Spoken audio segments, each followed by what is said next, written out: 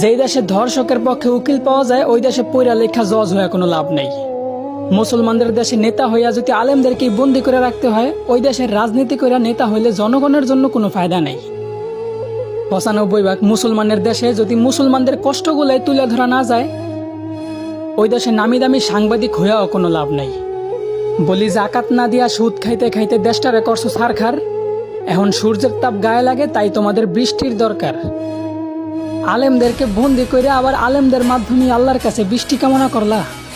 বিষয়টা এমন হইল না যে কোনো এক ফল গাছের গোড়া কাটা ফালাইয়া সেই গাছ থেকেই আবার ফলের আশা করলা।